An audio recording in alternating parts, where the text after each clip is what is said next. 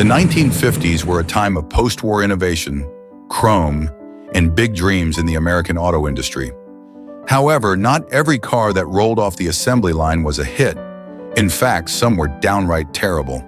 From strange designs to mechanical failures, here's a list of the 15 dumbest and worst American cars from the 1950s that will leave you scratching your head wondering, what were they thinking? Watch the video to the end.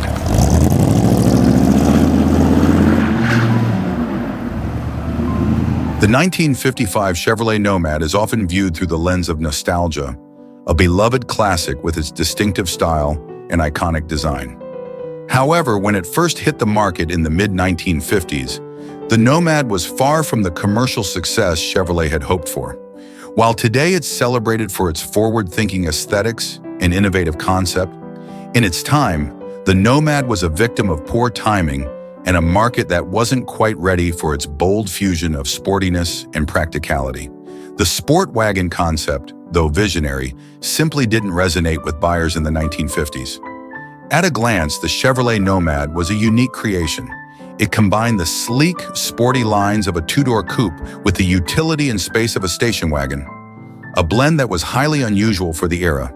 The Nomad's distinctive sloping roofline, pronounced rear tail fins, and bold chrome detailing made it stand out from other vehicles on the road.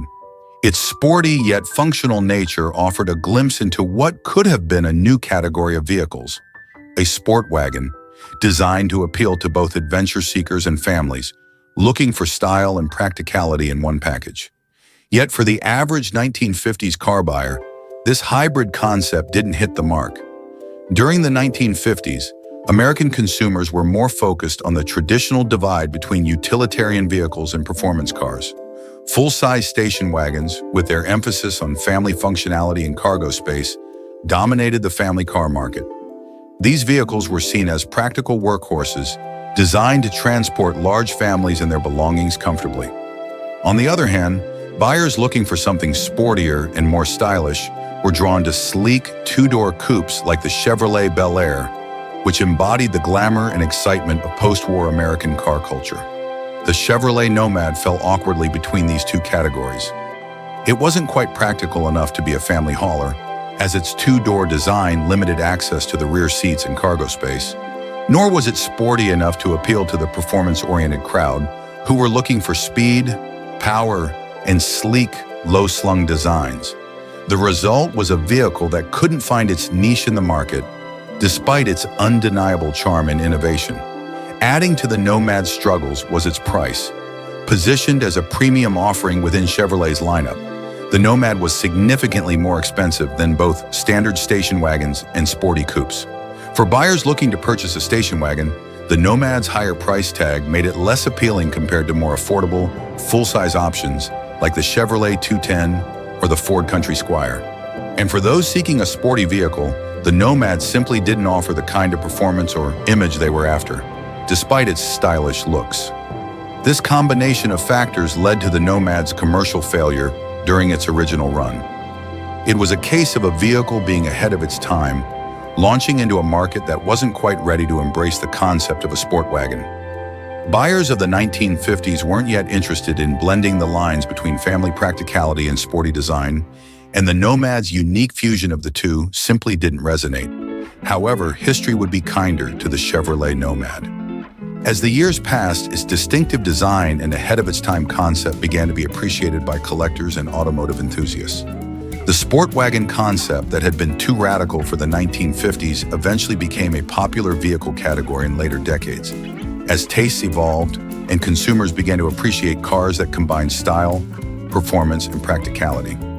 Today, the Chevrolet Nomad is considered a classic, and its scarcity only adds to its allure among collectors.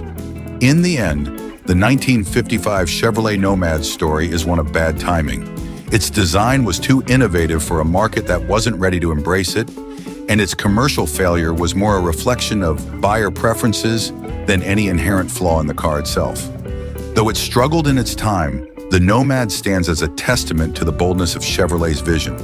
A car that, despite its early failure, would go on to be celebrated as one of the most iconic and beloved vehicles of its era. The 1953 Hudson Jet aimed to carve out a niche in the burgeoning compact car market, a segment that was becoming increasingly popular in post-war America.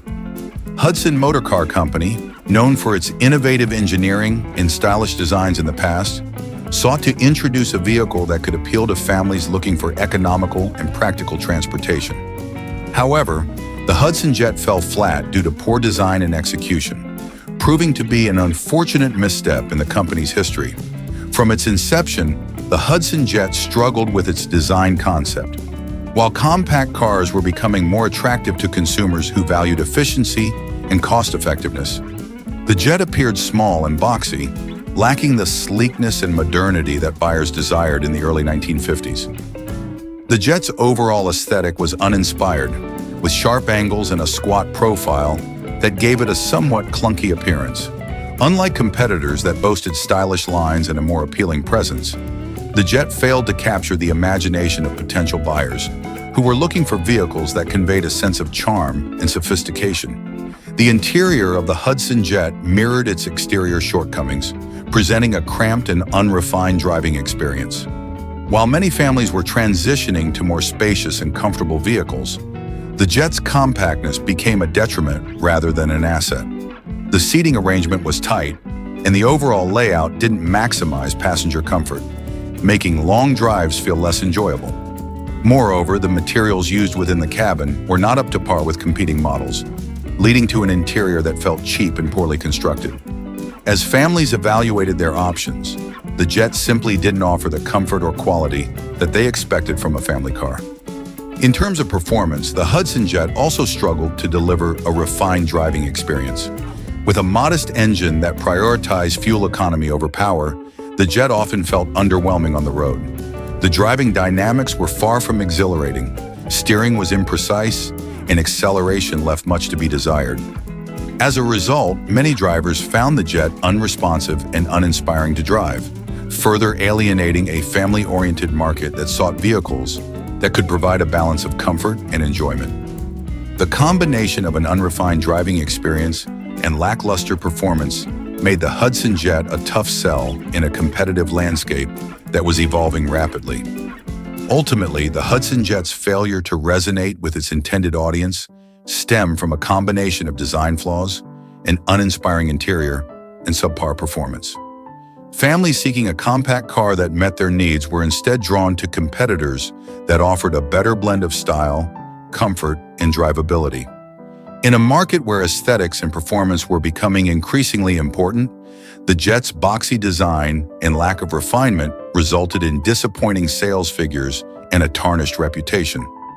The failure of the Hudson Jet also had broader implications for Hudson Motor Car Company.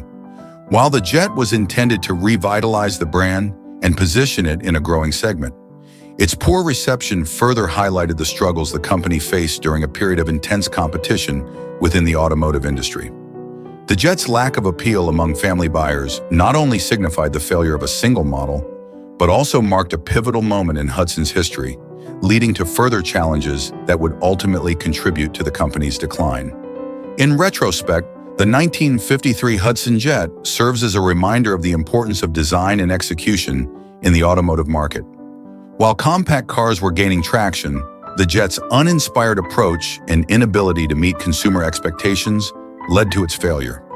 As a lesson learned, it underscores the need for manufacturers to align their designs with the desires of their target market and to focus on creating vehicles that are not only practical, but also appealing in both form and function.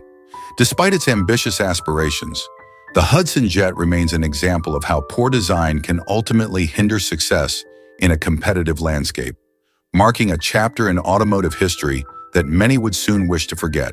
The 1952 Willys Aero entered the automotive market with aspirations of providing an efficient, affordable option for families in post-war America. As the nation experienced a surge in consumerism and mobility, many manufacturers were eager to capitalize on the growing demand for family vehicles. Willys Overland, a company with a storied history in manufacturing rugged utility vehicles, aimed to transition into the passenger car segment with the Aero. Unfortunately, despite its intentions, power needed to meet these expectations, leaving drivers feeling frustrated and disappointed during their journeys. The vehicle's inability to keep pace with faster traffic further diminished its appeal, particularly among families looking for reliable transportation for road trips and daily commutes.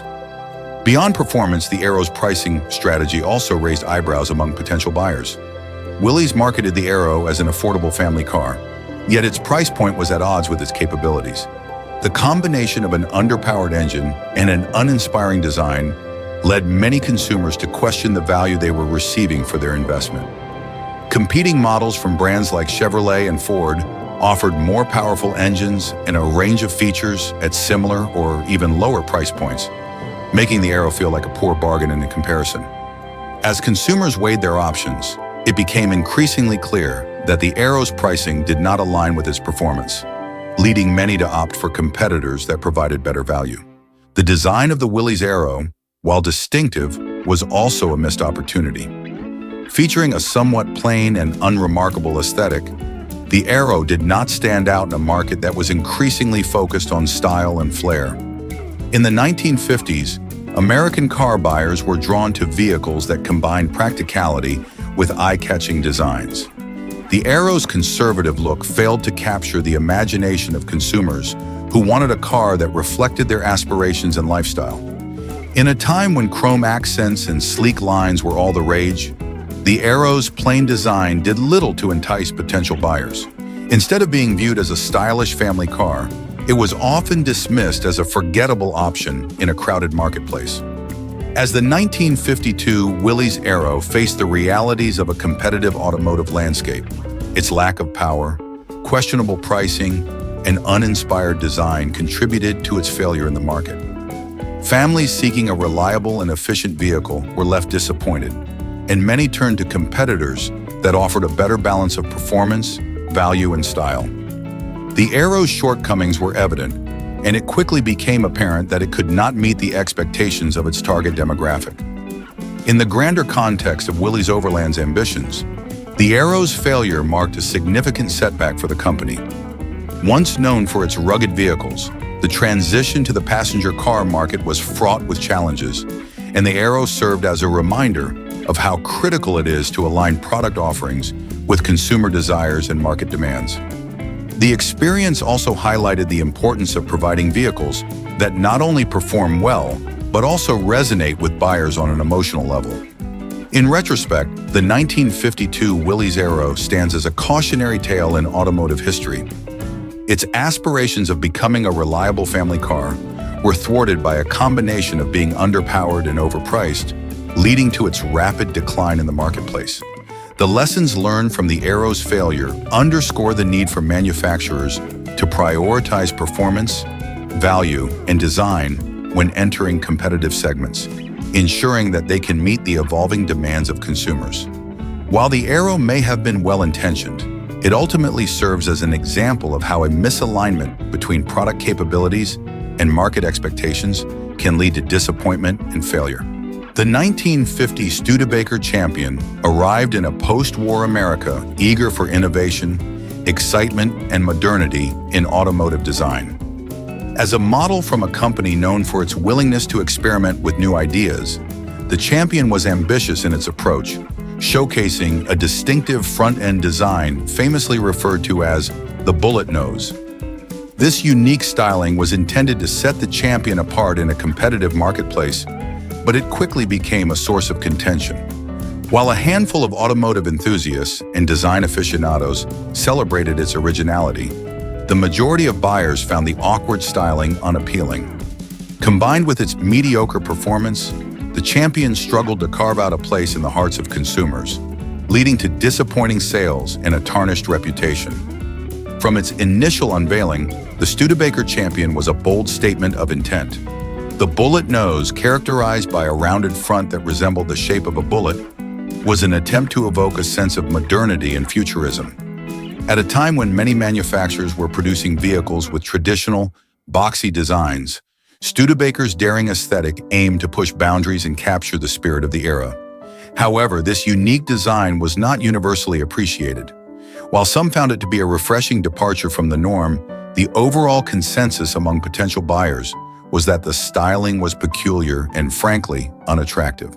The disconnect between the Champion's design intentions and consumer reception illuminated a crucial challenge faced by many automakers: understanding and responding to the tastes of their target audience.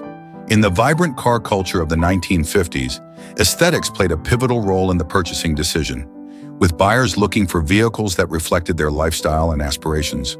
Unfortunately, the Champion's unconventional appearance left it struggling to make a positive impression in a market increasingly driven by consumer preferences for style and flair. The awkward bullet nose, rather than serving as a signature feature, became a point of contention that detracted from the car's overall appeal. Compounding the design issues, the performance of the Studebaker Champion was, at best, mediocre. While the car was marketed as a practical family vehicle, it was equipped with a modest engine that struggled to provide the power and acceleration that consumers sought.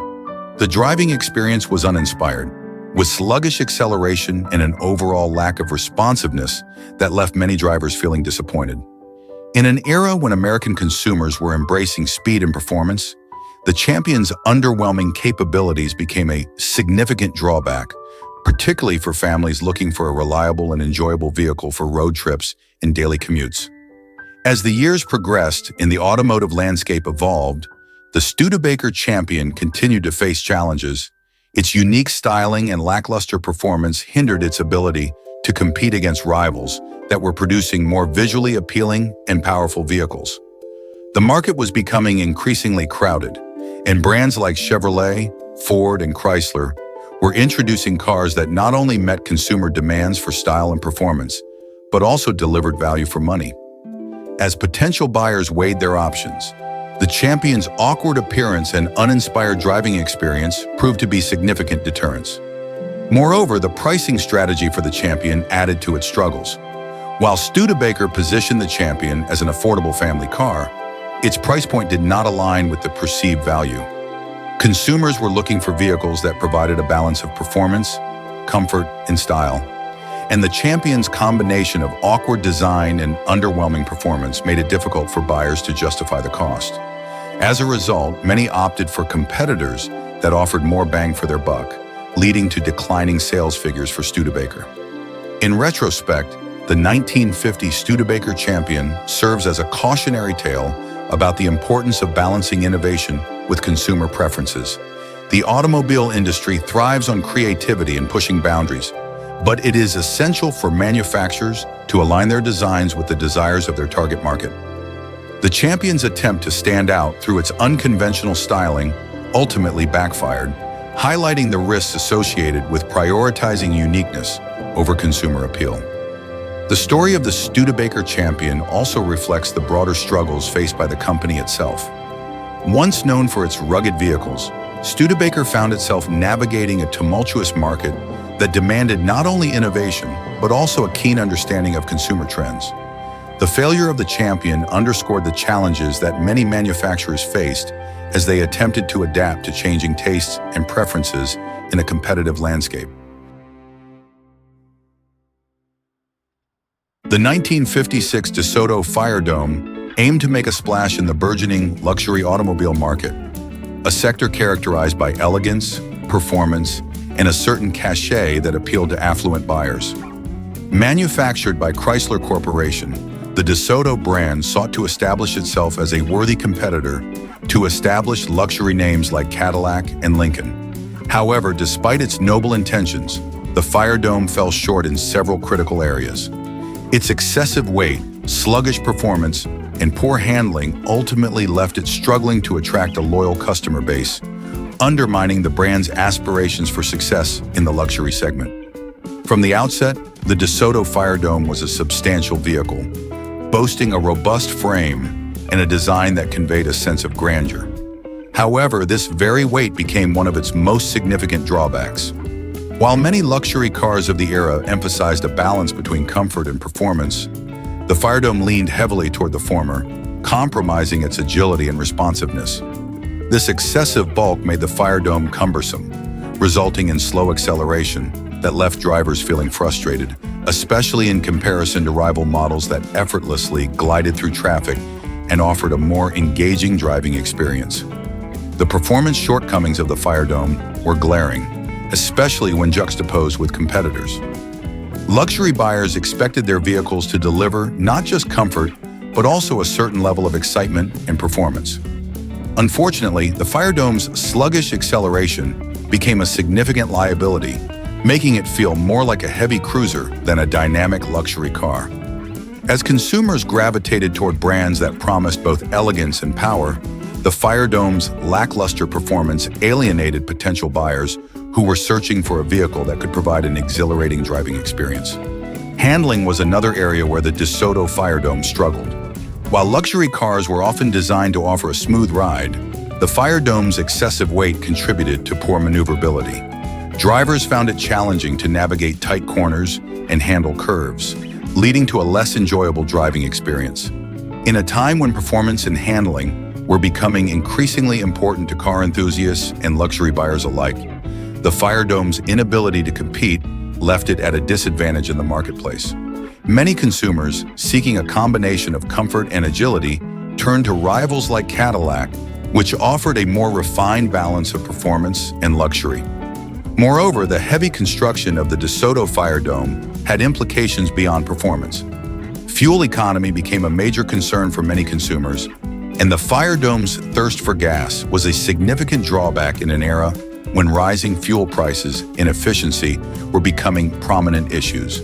The car's heavy body not only hampered acceleration and handling, but also contributed to terrible fuel efficiency, making it an impractical choice for many buyers who were becoming more conscious of their transportation costs. As a result, the Firedome struggled to resonate with families and individuals looking for a reliable and economical vehicle for their everyday needs.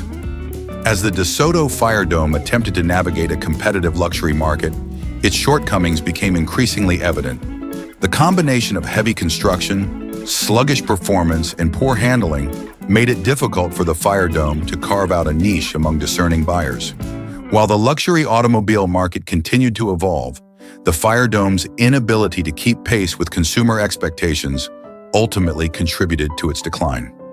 In retrospect, the 1956 Desoto Firedome serves as a cautionary tale for automotive manufacturers.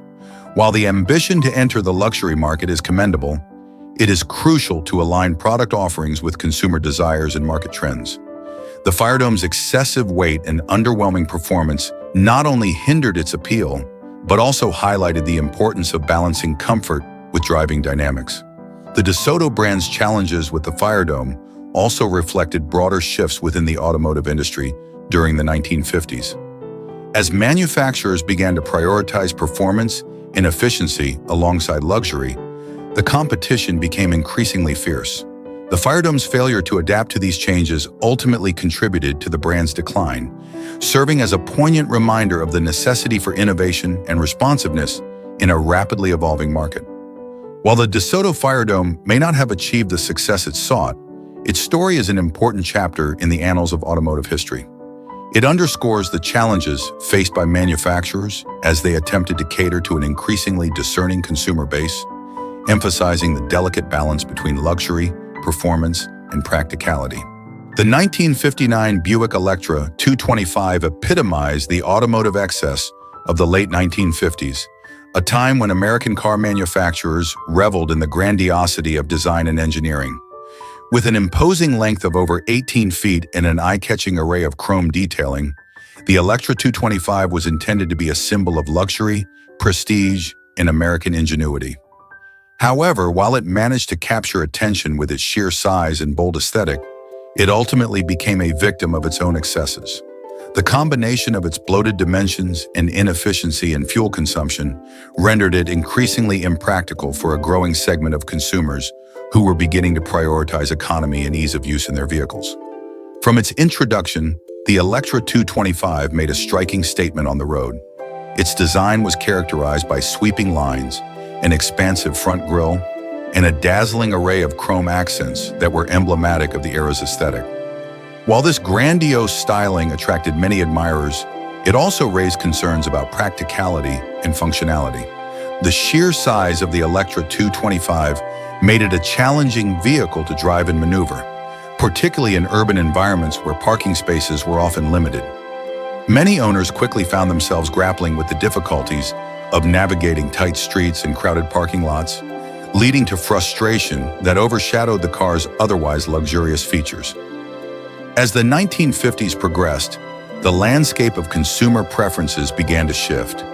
The burgeoning concern for fuel economy, particularly in light of rising gas prices, started to influence buyer decisions.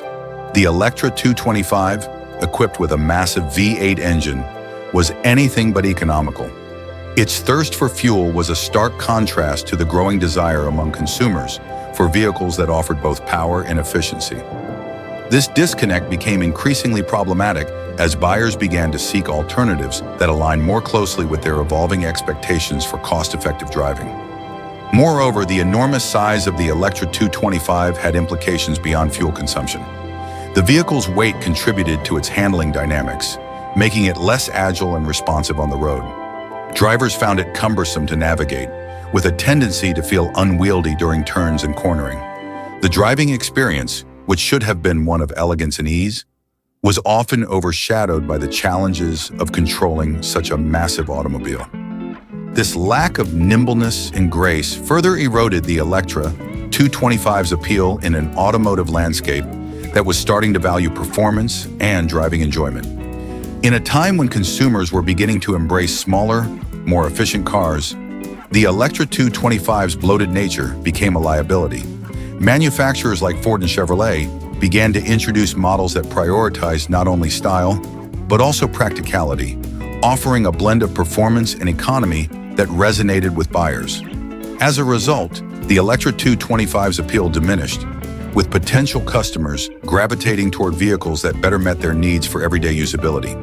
The larger automotive trends of the late 1950s and early 1960s highlighted the Electra 225's misalignment with market demands. While its luxurious appointments and impressive specifications were commendable, they could not compensate for the practical shortcomings that plagued the model. As consumers began to prioritize efficiency, maneuverability, and cost-effectiveness, the Electra 225 became increasingly marginalized in a rapidly evolving market. In retrospect, the 1959 Buick Electra 225 serves as a reminder of the challenges that come with excess in automotive design.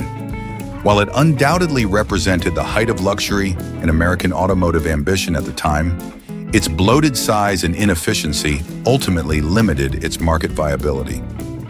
The Electra 225's journey illustrates the delicate balance that manufacturers must strike between grand design and practical functionality, particularly in an industry that thrives on adaptability and responsiveness to consumer preferences. Ultimately, the Electra 225 stands as a testament to a bygone era of automotive design, where bigger often meant better in the eyes of many. However, as consumer preferences evolved and the call for efficiency and practicality grew louder, the Electra 225 became a cautionary tale of excess.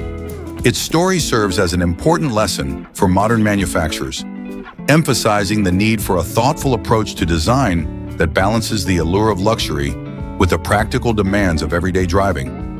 The Electra 225 may have captured attention with its impressive size and chrome-laden exterior, but it also highlights the necessity for automotive innovation to align with the changing tides of consumer desires, ensuring that style does not come at the expense of usability and efficiency. The 1958 Mercury Turnpike Cruiser stands as a striking example of mid-century automotive ambition gone awry. A car that sought to capture the imagination of consumers through a multitude of gimmicks rather than genuine innovation. Designed to reflect the era's obsession with technological advancements and luxury, the Turnpike Cruiser came packed with a variety of unique features, such as a retractable rear window and a so-called breezeway roof designed to enhance airflow. However, despite these flashy additions, the vehicle ultimately failed to deliver a satisfying driving experience, leaving many consumers disenchanted and leading to its commercial downfall. From the moment it hit the market, the Turnpike Cruiser aimed to impress with its plethora of gimmicky features that were intended to distinguish it from competitors. The retractable rear window was marketed as a groundbreaking innovation that promised to provide a unique driving experience by allowing fresh air to flow into the cabin. Similarly, the breezeway roof, which featured a sloping design that allowed for additional airflow, was touted as a luxurious touch that added to the car's appeal. However, in practice, these features often felt more like novelty items than practical enhancements, serving to distract from the more fundamental aspects of vehicle design that consumers truly valued. While it was clear that Mercury aimed to innovate with the Turnpike Cruiser, the execution left much to be desired. The car's heavy body, burdened by all these additional features, contributed to a driving experience that was anything but enjoyable. It lacked the nimbleness and agility that many drivers sought in a luxury vehicle, leading to a cumbersome and awkward handling experience. The combination of its weight and the added gimmicks made it difficult to navigate, especially in tight spaces or during sharp turns. In an era when performance was beginning to emerge as a key selling point, the Turnpike Cruiser struggled to keep pace with competitors that offered a more refined and dynamic driving experience. Fuel economy, a growing concern for consumers at the time, was another significant drawback for the Turnpike Cruiser. The heavy construction, coupled with the inefficient engine, resulted in dismal gas mileage that turned potential buyers away. As prices at the pump began to rise, consumers were increasingly unwilling to invest in vehicles that consumed fuel at an alarming rate, especially when more economical options were available. The Turnpike Cruiser's poor fuel efficiency further marginalized it in a market that was becoming more focused on practicality and cost-effectiveness. Moreover, the awkward design of the Turnpike Cruiser did little to bolster its appeal. While the car's exterior was intended to be a bold statement of modernity, the overall aesthetic often struck many as overly complicated and lacking cohesion.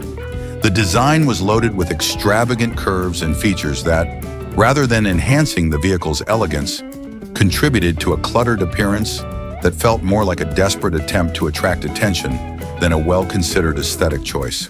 This perception of the Turnpike Cruiser as overloaded with gimmicks diminished its status in the eyes of potential buyers, many of whom were beginning to gravitate toward cleaner, more streamlined designs that emphasize sophistication over sheer spectacle. As the automotive landscape continued to evolve throughout the late 1950s, the Mercury Turnpike Cruiser's struggles highlighted a crucial lesson for manufacturers. Innovation must be rooted in practicality. While the attempt to introduce unique features was commendable, the failure to ensure that these features contributed meaningfully to the overall driving experience resulted in a product that felt disjointed and unfocused. The consumer market was evolving, with buyers beginning to prioritize efficiency, performance, and coherent design over the novelty of gimmicky features. In retrospect, the 1958 Mercury Turnpike Cruiser serves as a cautionary tale in the annals of automotive history. Its ambition to dazzle with gimmicks ultimately undermined its success in a rapidly changing market that was shifting toward practicality and efficiency. The Turnpike Cruiser's story underscores the importance of aligning innovative features with consumer needs and desires, emphasizing that true success in the automotive industry requires a thoughtful balance between creativity and functionality. Despite its commercial failure, the Turnpike Cruiser remains a fascinating chapter in the story of American automotive design. It reflects a time when manufacturers were willing to take risks in the pursuit of novelty, but it also serves as a reminder that successful vehicles must be built on a foundation of solid engineering, thoughtful design, and an understanding of consumer expectations. The 1955 Packard Clipper was introduced as a bold attempt to breathe new life into the Packard brand, a name once synonymous with luxury and American craftsmanship. However, rather than revitalizing the brand, the Clipper became emblematic of its decline, marking a pivotal moment in automotive history where a once prestigious manufacturer succumbed to the pressures of a rapidly changing market. With its outdated design and failure to innovate, the Clipper could not compete with the likes of Cadillac and Lincoln, ultimately sealing the fate of Packard as a major player in the luxury automobile sector.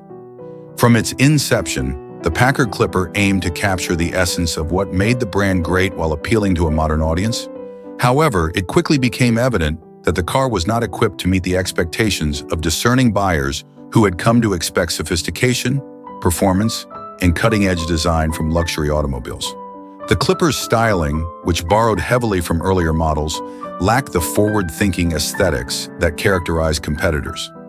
In an era where automotive design was rapidly evolving, the Clipper's conservative approach made it seem dated, alienating potential customers who were looking for something fresh and exciting.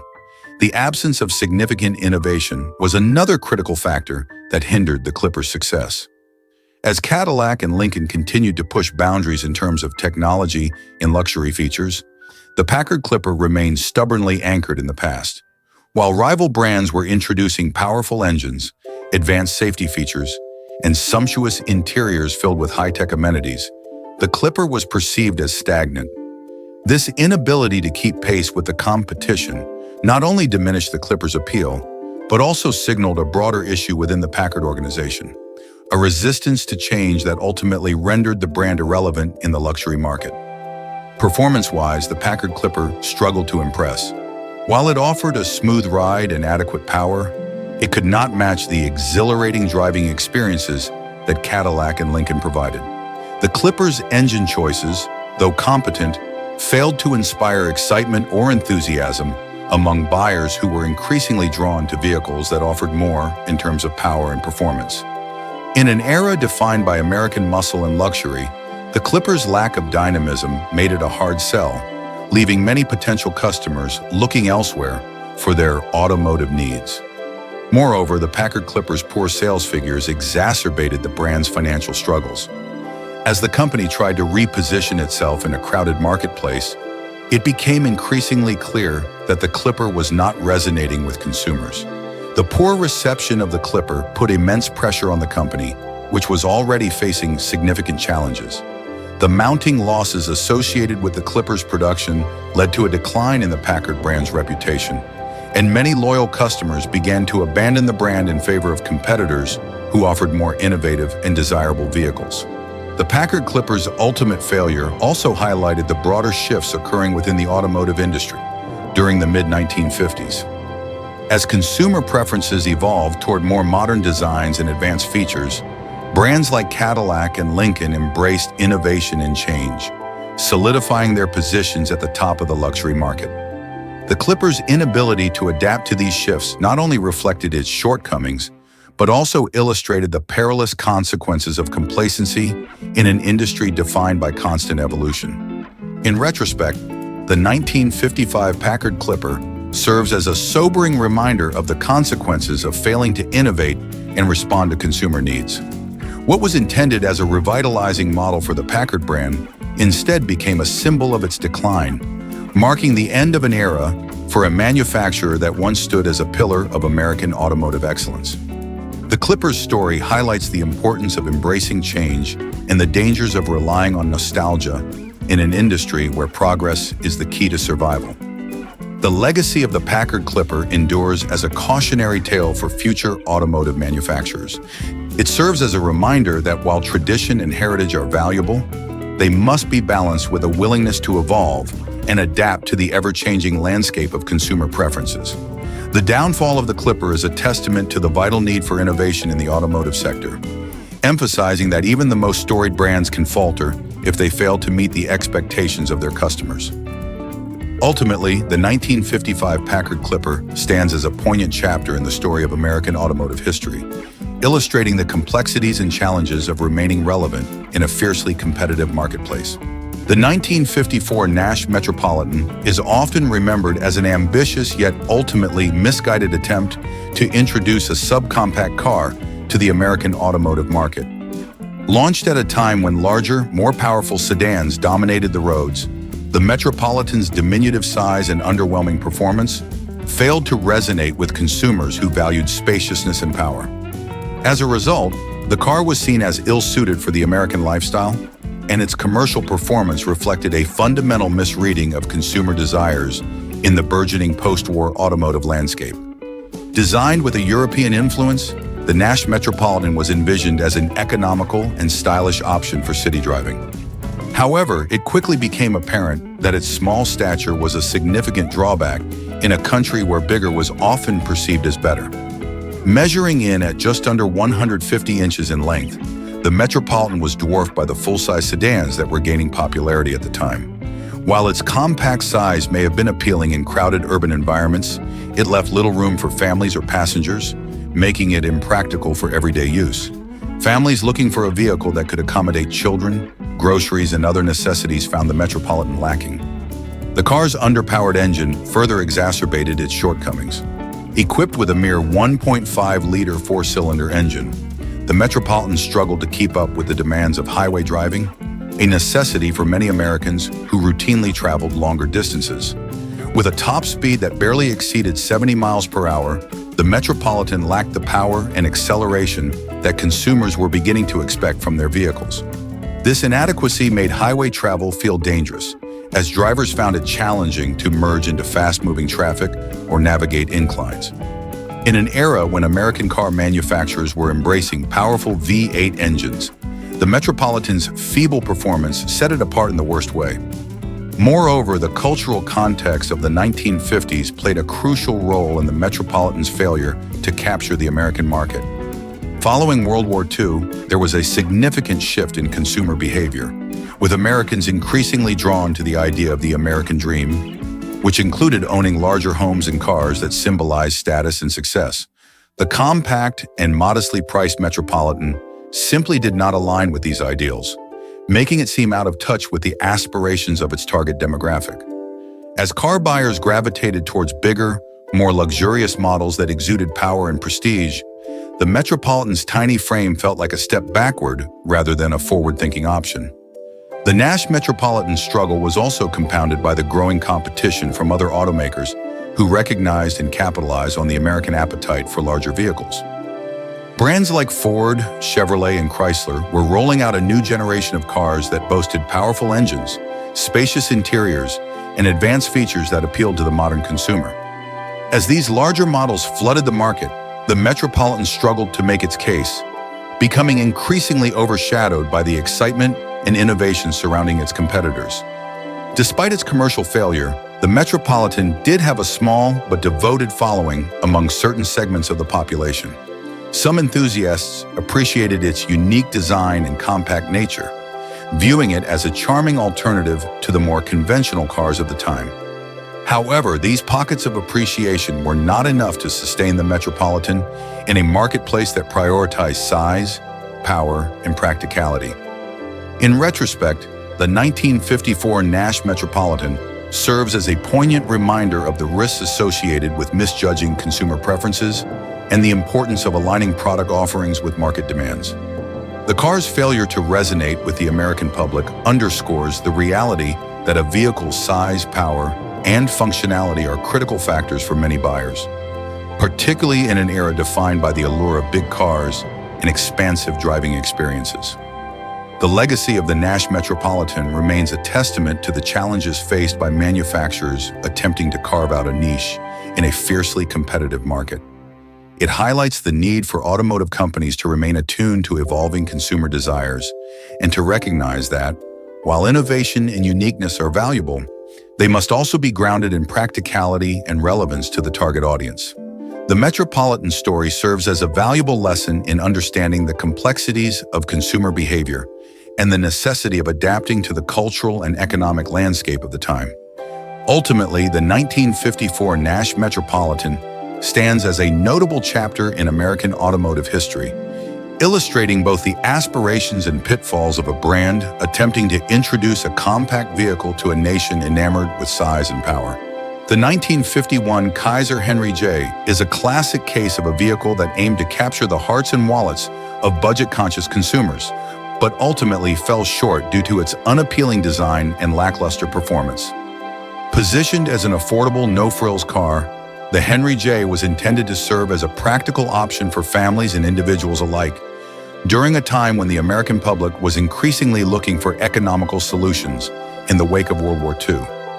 However, in its quest to provide a cheap automobile, Kaiser overlooked fundamental aspects of desirability and usability, leading to a vehicle that was difficult to sell, even at its low price point. From the outset, the Kaiser Henry J was designed with cost-cutting measures in mind. While the intention behind this approach was commendable, it quickly became evident that the execution left much to be desired. One of the most glaring deficiencies of the Henry J was its lack of a traditional trunk lid. Instead of the convenient access most drivers were accustomed to, The Henry J required owners to reach into the trunk through the rear seats, a design choice that not only compromised practicality, but also made the car feel cheap and poorly thought out. This unconventional approach to trunk access alienated potential buyers who expected a certain level of functionality from their vehicles, even at a lower price point. In addition to its impractical trunk design, the Kaiser Henry J suffered from unattractive styling that did little to inspire enthusiasm. Its boxy shape and lack of design flair were at odds with the more streamlined and stylish vehicles that were emerging from other manufacturers during the same period. While other automakers were focusing on producing visually appealing cars with curves and distinctive lines, the Henry J presented a utilitarian aesthetic that felt outdated and uninspired. This lack of visual appeal made it difficult for the car to compete with its more attractive counterparts, as consumers were naturally drawn to vehicles that offered both functionality and style.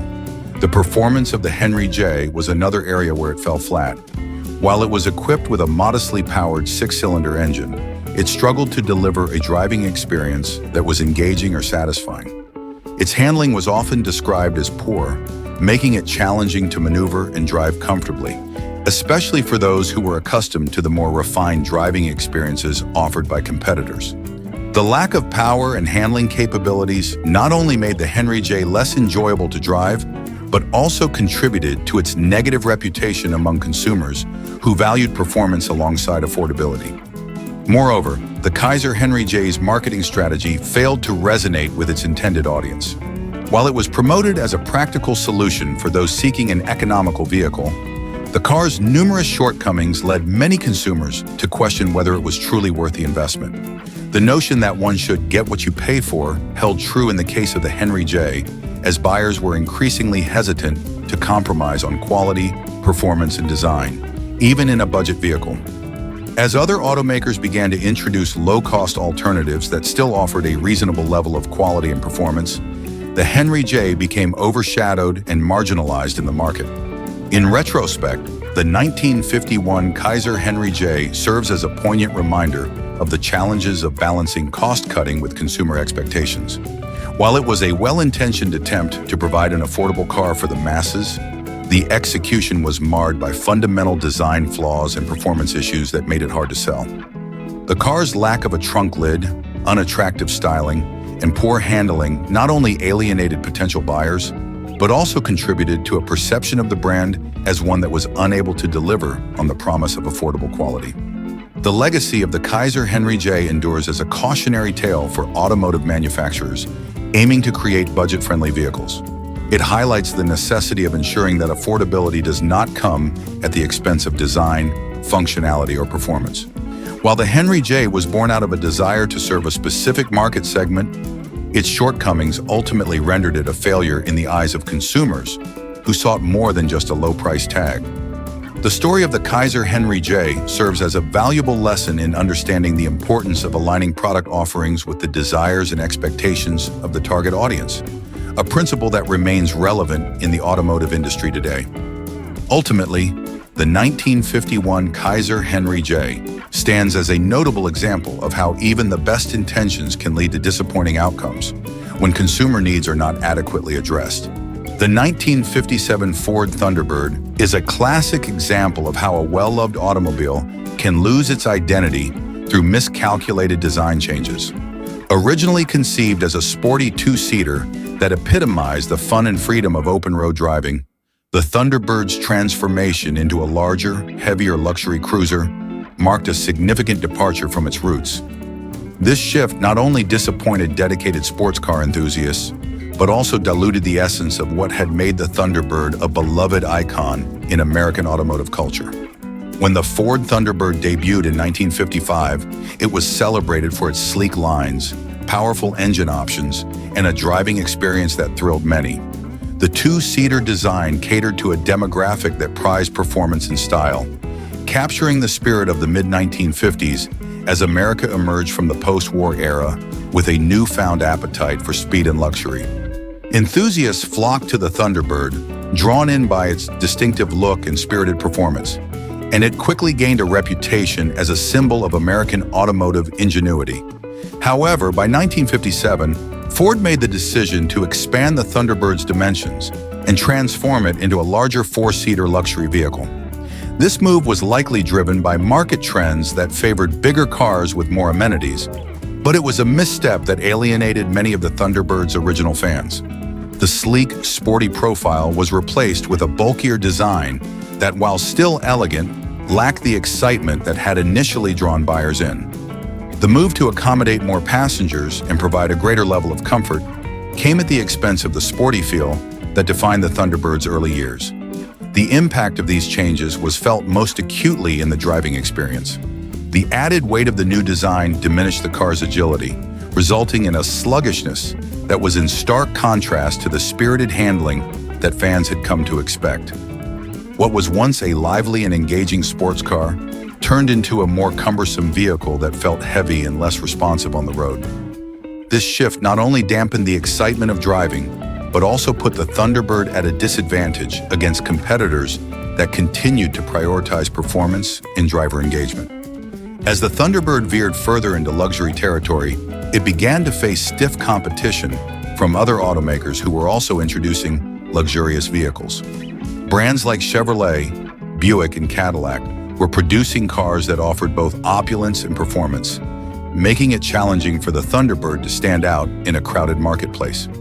The allure of the Thunderbird's earlier models was rooted in their performance pedigree, and by sacrificing that essence in favor of comfort and luxury, Ford risked diminishing its appeal among enthusiasts who had once considered the Thunderbird their go-to option for sporty driving.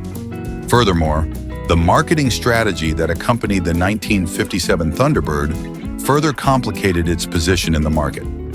Rather than celebrating the car's heritage as a sporty icon, Ford began to position it more as a luxury cruiser, which only alienated its core audience.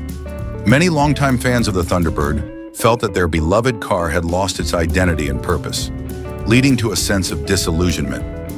This disconnect between the brand's messaging and the reality of the vehicle contributed to the declining sales figures that followed the car's transformation.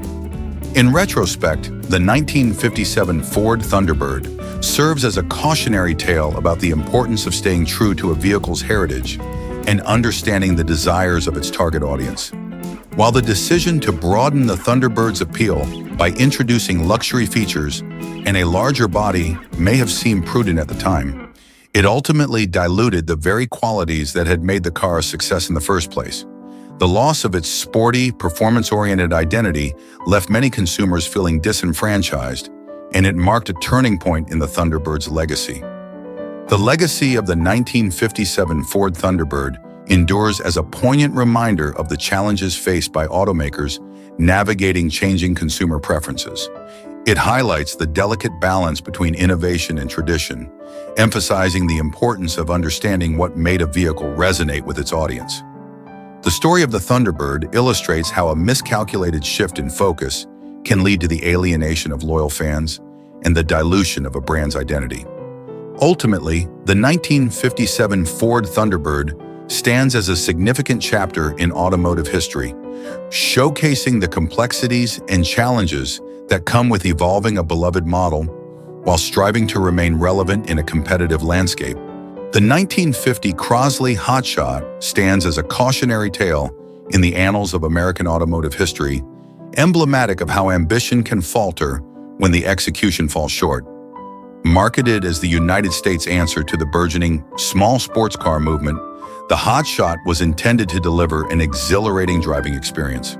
However, it quickly became apparent that this pint-sized vehicle was an underpowered disaster, struggling to meet even the most basic expectations of performance, safety, and practicality. From its inception, the Crosley Hotshot was designed to be a compact sports car that appealed to enthusiasts yearning for an economical yet spirited driving experience. The concept was promising. It sought to fill a niche that was largely overlooked in the post-war American market. However, the reality of the Hotshot fell woefully short. Its tiny engine produced a mere 26 horsepower, a figure that rendered it painfully slow in comparison to its competitors. This lack of power not only limited its performance on the open road, but also made it difficult to maintain reasonable speeds, especially on highways where merging and overtaking became hazardous challenges.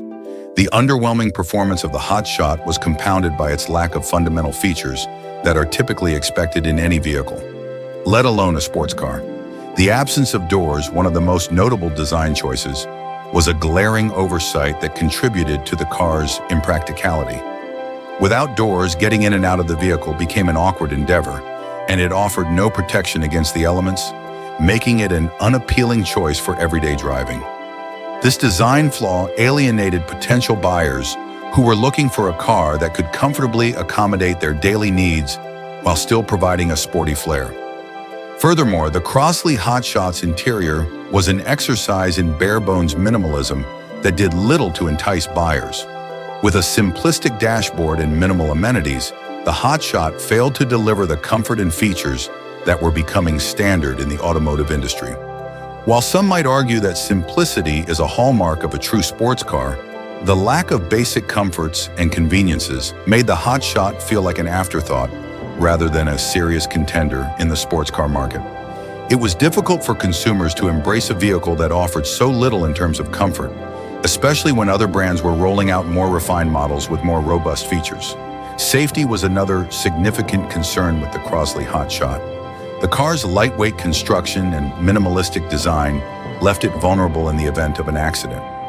The absence of standard safety features that were becoming increasingly important in the automotive world rendered it a risky choice for buyers who prioritized not just performance, but also peace of mind. The Hotshot's fragile nature did little to inspire confidence in prospective owners, many of whom were likely to opt for more robust and safe vehicles that could provide a better sense of security on the road. The Crosley Hotshot's short-lived presence in the market serves as a reminder of the challenges faced by manufacturers attempting to carve out a niche in an increasingly competitive landscape. Despite its intentions, the Hotshot failed to resonate with consumers who were seeking a balance of performance, practicality, and safety. Instead of fulfilling the promise of a fun, compact sports car, it became synonymous with disappointment and underperformance. In retrospect, the legacy of the Crosley Hotshot illustrates the delicate balance that automakers must strike when introducing new models. While ambition and innovation are essential in the automotive industry, it is equally important to ensure that a vehicle meets the fundamental expectations of power, safety, and comfort. The Hotshot's shortcomings highlight the necessity of understanding consumer needs and desires in a rapidly evolving market. Ultimately, the 1950 Crosley Hotshot remains a notable footnote in automotive history, serving as a lesson in the importance of delivering on the promises made to consumers. It exemplifies how a lack of attention to critical details can lead to a product that fails to meet even the most basic standards of performance and practicality. While the Hotshot may have been envisioned as America's small sports car, it ultimately became a symbol of missed opportunities and unmet potential. A reminder that innovation must be grounded in a practical understanding of the market it aims to serve. The 1953 Chevrolet Corvette is often celebrated as a groundbreaking vehicle in American automotive history, a symbol of style and the spirit of freedom that defined the era. However, when it first rolled off the assembly line, it was far from the performance-oriented sports car that enthusiasts had eagerly anticipated. Instead, the inaugural Corvette turned out to be a considerable disappointment, primarily due to its underwhelming performance and quality control issues that left many buyers feeling dissatisfied.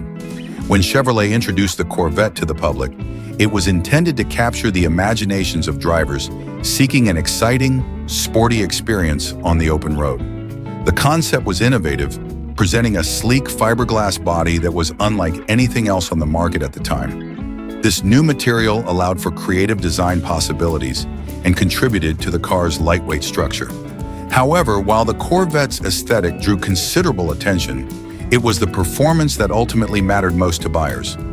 Regrettably, the Corvette's initial offering, a weak inline-six engine producing a mere 150 horsepower, failed to deliver the excitement and thrill that drivers expected from a sports car. In an era when competitors were introducing vehicles with powerful V8 engines, the Corvette's lackluster powertrain made it feel sluggish and uninspired. The driving experience of the 1953 Corvette was further marred by its engineering shortcomings. Buyers who were looking for speed and agility found themselves disappointed as the car struggled to deliver the performance associated with the sports car label. Instead of the exhilarating acceleration and dynamic handling that enthusiasts craved, the Corvette fell short, leaving many to question whether it was truly worthy of its iconic status. This disconnect between expectation and reality created a wave of criticism that would linger over the model for years to come. Adding to the frustration of early Corvette owners were the quality control issues that plagued the production of the fiberglass body. While the use of fiberglass was revolutionary and offered advantages in terms of weight reduction and design flexibility, the execution left much to be desired.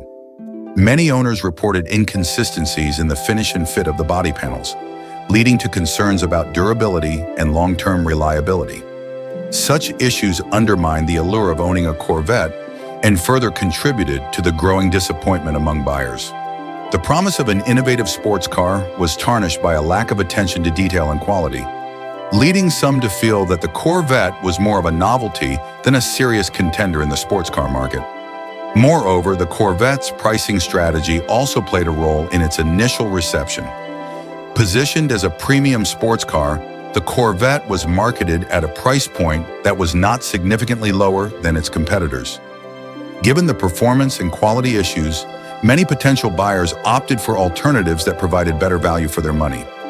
As a result, the Corvette's sales figures during its inaugural year were disappointing, and its place in the market seemed uncertain. In retrospect, the 1953 Chevrolet Corvette serves as a compelling example of how even the most iconic vehicles can stumble in their initial attempts to capture a market. While the Corvette's design and innovative use of materials hinted at the greatness that lay ahead, its poor performance and quality control issues cast a shadow over its early legacy. The disconnect between the car's sporty aspirations and its actual capabilities created a difficult path for the Corvette, which would need to evolve significantly in the years to come to meet the expectations of its audience. Ultimately, the 1953 Corvette stands as a reminder of the challenges faced by manufacturers when launching new models, especially in competitive segments like the sports car market. It illustrates the critical importance of aligning a vehicle's performance and quality with the aspirations of its target audience. Though the Corvette would eventually become a symbol of American automotive excellence, its rocky start highlights the need for careful planning and execution in bringing an iconic vehicle to life. The early disappointments of the Corvette ultimately paved the way for the subsequent iterations that would come to define it, showcasing the importance of learning from missteps in the pursuit of greatness. The 1957 Dodge Swept Wing embodies a fascinating chapter in automotive design history, one that reflects the exuberance and excess of the 1950s. This era was marked by a fierce competition among manufacturers to create visually stunning vehicles that captured the public's imagination, and the Swept Wing was Dodge's audacious attempt to stand out in a crowded market. However, rather than solidifying its place as a design icon, the Swept Wing's over-the-top styling ultimately led to its downfall, transforming it into more of a punchline than a paragon of automotive innovation. At the heart of the Swept Wing's appeal was its dramatic embrace of the tailfin trend, which had taken the automotive world by storm. Tailfins had become synonymous with the era, representing a forward-looking, futuristic vision that captivated consumers. While many manufacturers opted for more subtle interpretations, Dodge took the concept to an extreme with its oversized fins that jutted out aggressively from the rear of the car. The result was a design that felt less like an elegant statement and more like a caricature of the very trend it sought to embody. This audacious choice turned the Swept Wing into a vehicle that often drew more laughter than admiration. The proportions of the Swept Wing also contributed to its awkward aesthetic. The exaggerated fins clashed with the rest of the vehicle's design, creating a disjointed look that left many observers questioning the thought process behind its creation. Rather than achieving a harmonious balance between form and function, the Swept Wing presented a chaotic visual experience that alienated potential buyers who sought a more classic, refined appearance. The excessive use of chrome further compounded the issue, as the shiny accents overwhelmed the overall design, making the car appear gaudy rather than sophisticated. Instead of evoking a sense of elegance, the swept wing often felt like an unwieldy spectacle, straying far from the polished look that consumers were starting to favor. Beyond its questionable aesthetics, the swept wing struggled with the practicalities of everyday use. The dramatic design elements, while eye-catching, did not necessarily translate into improved performance or functionality. Drivers found that the car's outlandish proportions made it cumbersome to maneuver, and visibility from behind the wheel was compromised by the massive fins that obstructed the view. What should have been a powerful statement of automotive design instead became a hindrance to the driving experience, leading many to wonder if style had overshadowed substance in Dodge's pursuit of market dominance. Moreover, the swept wing's failure to resonate with consumers was exacerbated by the changing preferences of the American public. As the 1950s progressed, buyers began to gravitate toward vehicles that combined style with practicality. The flamboyant design of the swept wing felt increasingly out of touch with the realities of daily life, and many potential buyers were put off by a car that prioritized flair over functionality. The absurdity of its styling became a point of ridicule rather than celebration, and the swept wing's image was tarnished as a result. In hindsight, the 1957 Dodge swept wing serves as a poignant reminder of the risks inherent in bold design choices. While it attempted to embrace the spirit of the era with its dramatic styling, the execution fell short of the mark. The decision to go over the top with tail fins and chrome led to a vehicle that was often viewed as more of a spectacle than a serious contender in the automotive market. What was meant to be a statement of innovation ultimately became a misstep that highlighted the importance of aligning design with consumer expectations and practical considerations. The legacy of the Dodge swept wing remains a complex one, as it stands at the intersection of creativity and excess.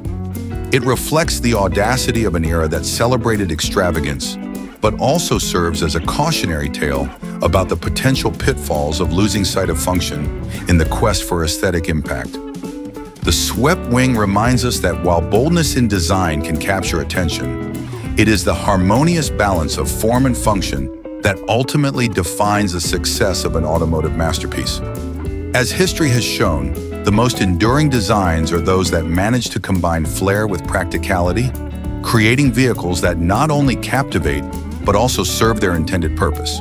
The 1958 Edsel Ranger stands as one of the most notorious examples of failure in automotive history, a cautionary tale of how hype can sometimes overshadow substance.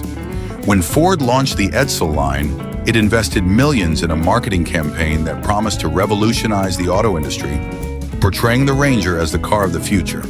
However, what unfolded was a dramatic tale of unmet expectations, awkward design, and significant mechanical issues that ultimately solidified the Edsel's place in the annals of automotive infamy. From the outset, the Edsel Ranger was surrounded by a whirlwind of anticipation. Ford had positioned the Edsel as a new brand that would bridge the gap between its more affordable models and the higher-end Mercury line. With a promising concept and a marketing blitz that showcased the vehicle's innovative features, consumers were primed for a revolutionary experience. Unfortunately, the excitement quickly dissipated as soon as potential buyers laid eyes on the Ranger's unique design, which featured a bizarre horse-collar grille that was unlike anything seen before on the roads. Instead of capturing imaginations, the grille drew ridicule and confusion. Many consumers found it unattractive and gimmicky, which was a fatal flaw in a time when aesthetics played a crucial role in car buying decisions. The design misstep was compounded by the fact that the Edsel Ranger's styling was also seen as overly complicated and busy. While some features, like the futuristic dashboard and push-button transmission, were intended to showcase innovation, they were overshadowed by the car's overall aesthetic. This dissonance between intention and execution alienated potential buyers who were looking for a car that represented both style and practicality. Instead, the Ranger became a punchline, with jokes circulating about its appearance and unfulfilled promises. As if design flaws weren't enough, the Edsel Ranger was plagued by mechanical issues that further tarnished its reputation. Reports of frequent breakdowns and reliability problems plagued early models, causing frustration for new owners. In an era when consumers began prioritizing quality and dependability, the Edsel fell short.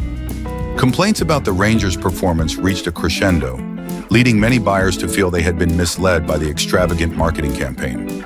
The combination of an awkward design and unreliable mechanics created a perfect storm that alienated an increasingly dissatisfied customer base.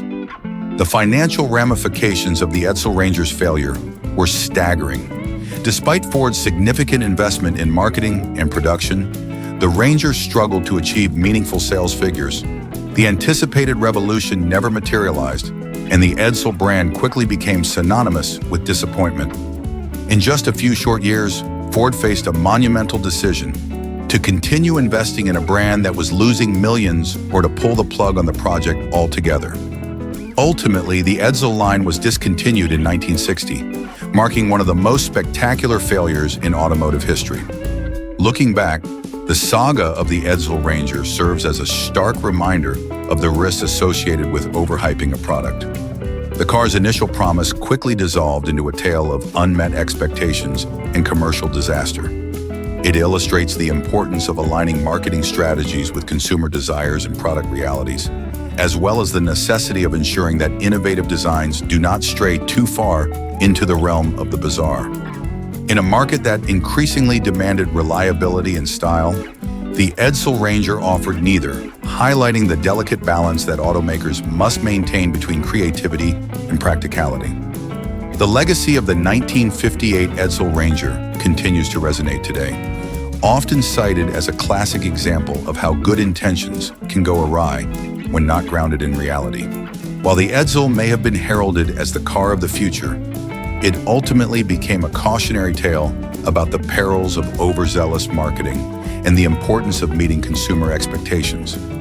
In the end, the Edsel Ranger serves as a reminder that a truly revolutionary car is one that not only excites the imagination, but also delivers on its promises, blending innovative design with reliable performance to create a vehicle that stands the test of time.